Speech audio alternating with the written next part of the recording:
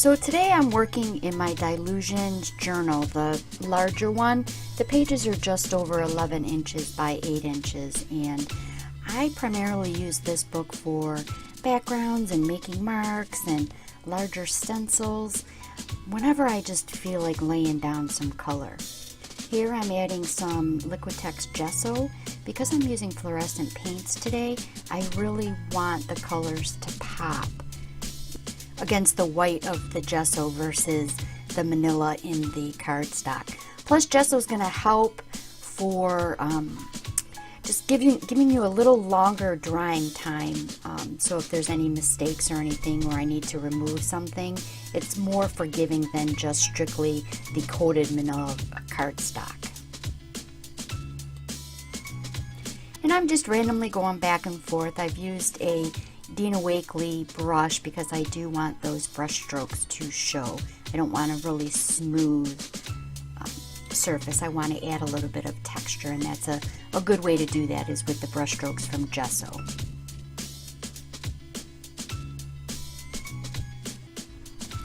I'm using Anita's all-purpose craft paint in fluorescent yellow, pink, and orange.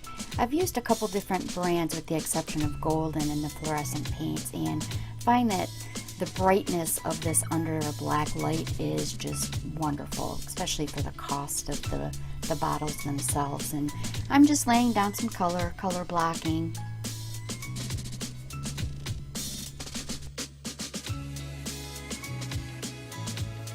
Just randomly connecting the colors.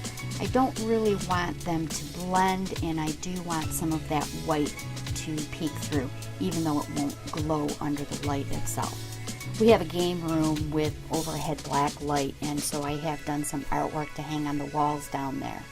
And titanium white, there's something about it, it just doesn't glow, but it does look good when it's popping through the fluorescent colors. To add texture and to get these colors to merge a little bit more, I'm going to be using wax paper.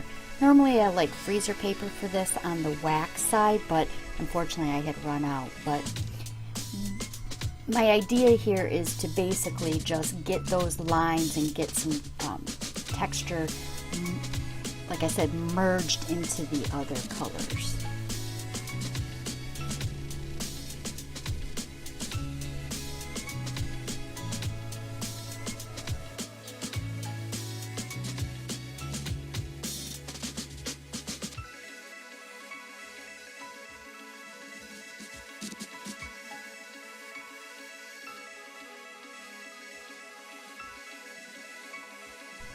Now what I've found while working with fluorescent paints is not only is it very translucent, but the layering them up, you start to lose the brightness if you actually plan to put it under any type of UV black light. So that's why I'm trying to leave some of that white still popping through, just to help break that up, and then being careful not to overlayer the colors.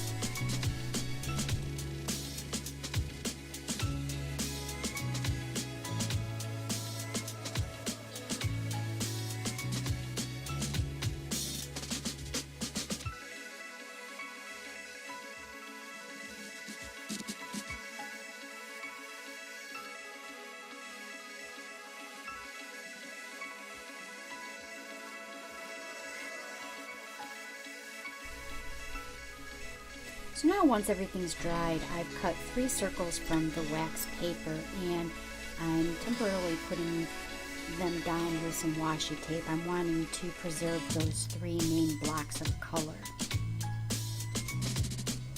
Now I'm going to be spritzing my Tracy Bautista Circle Circles 9x12 Stencil Girl stencil with Distress Stain in black soot, and then a really fine mist of water. Going for. So now I'm going to carefully lay it down onto the pages for a negative stencil effect. I love this. I use it often. Now it does start to seep underneath those wax paper circles, but I'm okay with that because I know that Distress ink is water reactive, and I'm going to be able to clean that up with a baby wipe.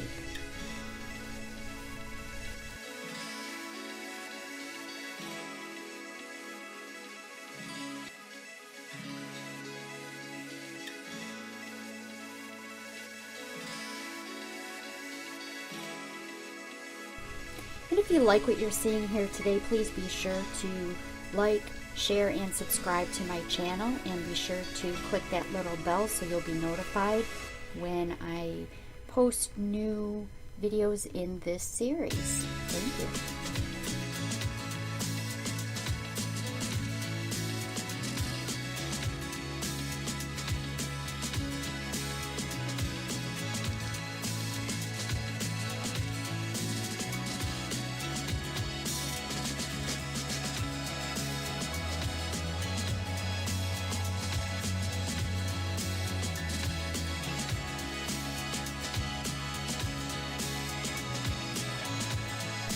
So here I have filled an insulin needle with the Distress Stained Black Soot, and I'm starting with to build the focal point of those 3 blocks of color, and I'm carrying over that idea of those circles from the stencil. So I'm going to be doing a variety of different lines within those circles.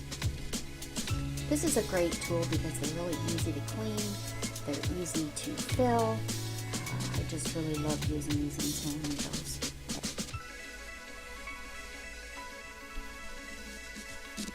Plus, they're really easy just to put right back in the bottle once you're all done and you haven't used it all.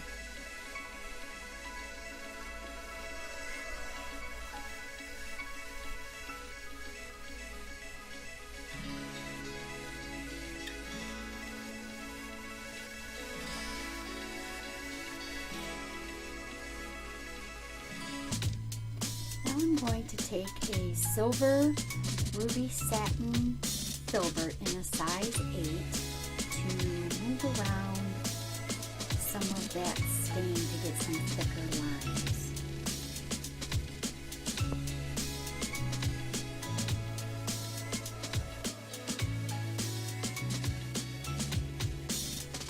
So I'm a member of the Stencil Club for Stencil Girl products, and this is June 2018 by Desiree H. I'm going to mess up her last name, but be sure to check out those details because it's really kind of cool getting, exclusive stencils each month.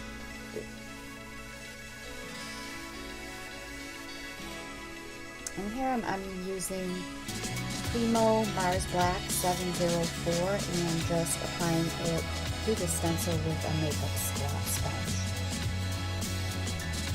I like this one because it's the outline of the flower, not filling in the petals.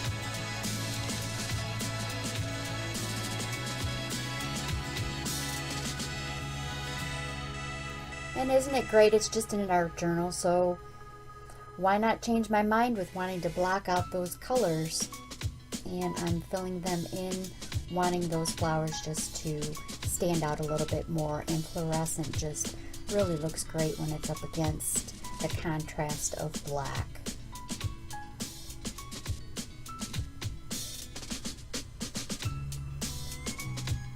And I'm just using the filbert to fill in those areas.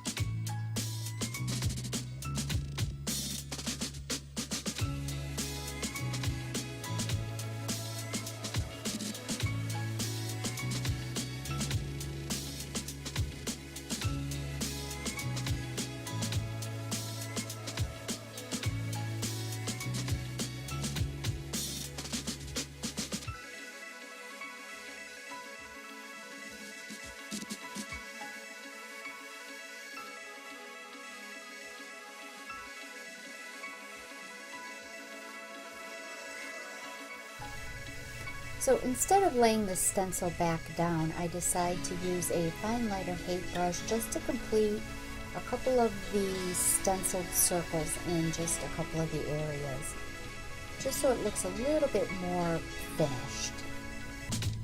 And I like the fine liner because, again, it's giving me a variance in the line shape.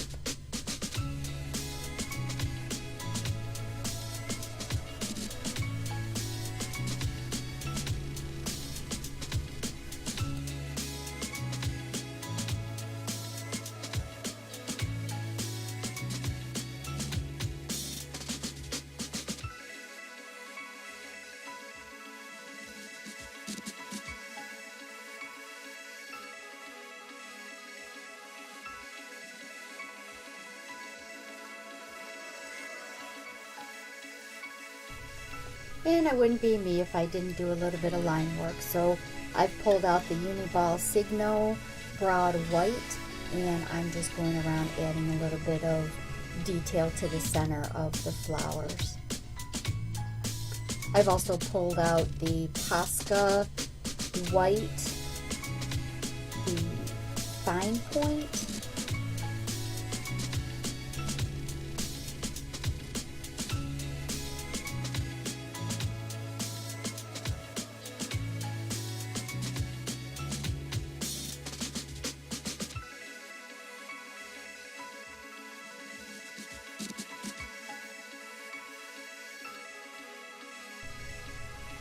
so now I've got the Tim Holtz Ideology Cling Foam stamps in typeset lower, or just type lower, and I'm using titanium buff and golden fluids.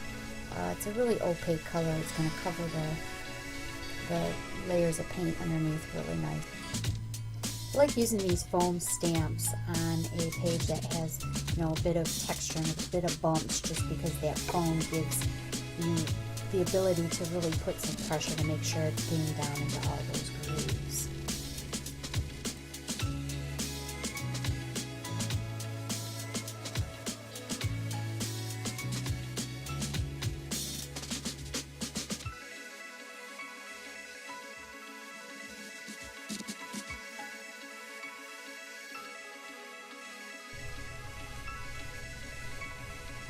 So I added all the words the same as I did Faith, and now I am using a 1.5 food ball pen just to outline them, to add a little interest and to make that white stand out a little bit more.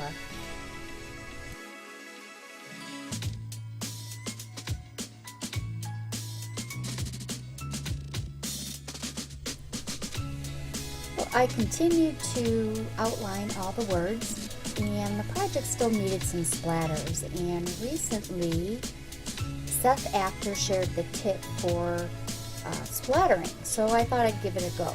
You take a paint pen and you plug the tip and you blow on that tip, which sprays that paint out for a really cool concentrated splatter effect. And if it becomes too concentrated in an area, I just use the baby wipe to clean it up.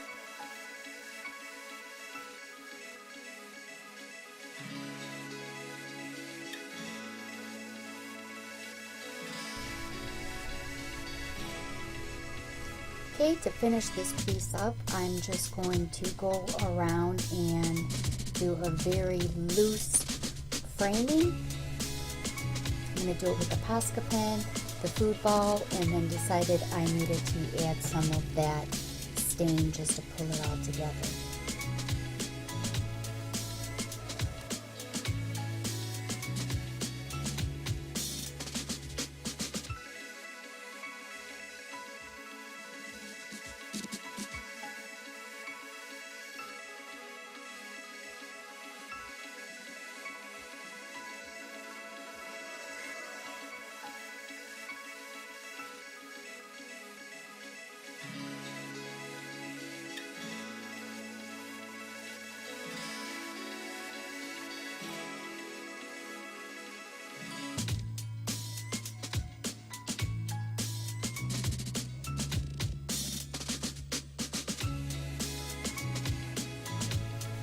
Bye for now, have a blessed day, and stay tuned for the close-ups.